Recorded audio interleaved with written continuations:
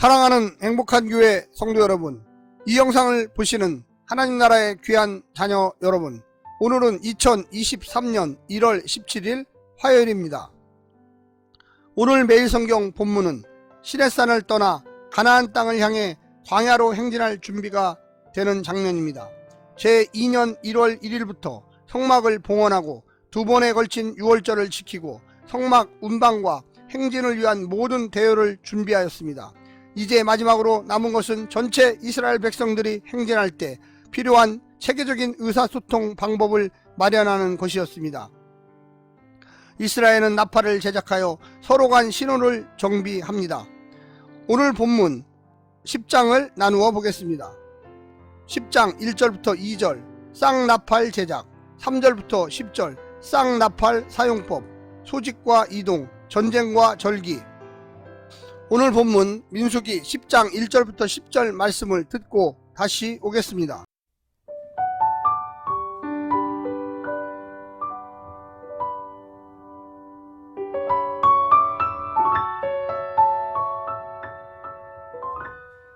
민수기 10장. 여호와께서 모세에게 말씀하여 이르시되 은나팔 둘을 만들되 두들겨 만들어서 그곳으로 회중을 소집하며 진영을 출발하게 할 것이라. 나팔 2개를 불 때에는 온 회중이 회막문 앞에 모여서 4개로 나아올 것이요, 하나만 불 때에는 이스라엘의 천부장된 지휘관들이 모여서 4개로 나아올 것이며, 너희가 그것을 크게 불 때에는 동쪽 진영들이 행진할 것이며, 2번째로 크게 불 때에는 남쪽 진영들이 행진할 것이라.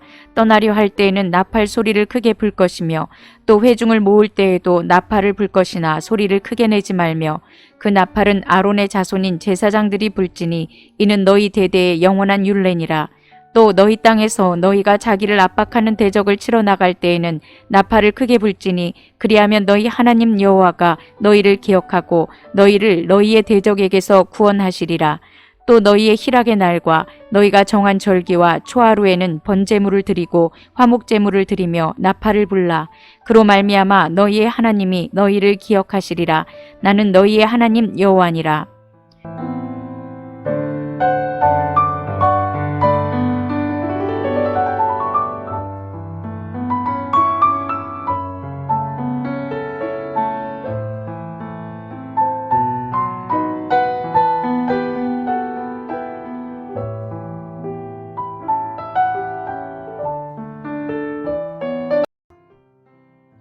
본문은 출애굽기 19장에서 시내산에 도착했던 이스라엘 백성들이 시내산을 떠나 광야로 나가기 전 마지막 단락이었습니다.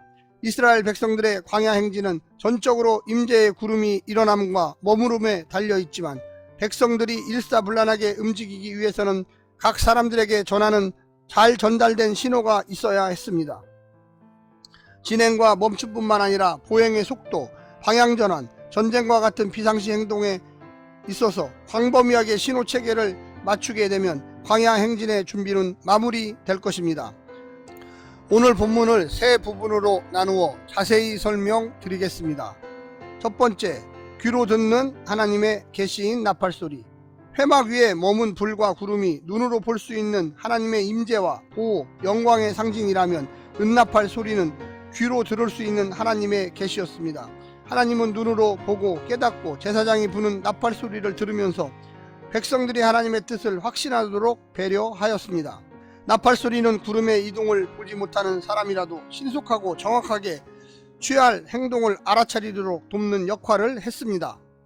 우리가 하나님의 뜻을 깨닫고 그분과 동행하길 얼마나 원하는지를 보여줍시다. 두 번째는 갖가지 행동을 유발하는 나팔 소리. 나팔을 부는 방식에 따라 백성이 취할 행동이 달라졌습니다. 길게 불 때와 짧게, 크게 불 때가 달랐고 한 번 불 때와 2번 불 때가 달랐습니다. 2개를 모두 길게 불 때는 온 백성이 모였으며 한 나팔만 길게 불 때는 지도자들만 모였습니다.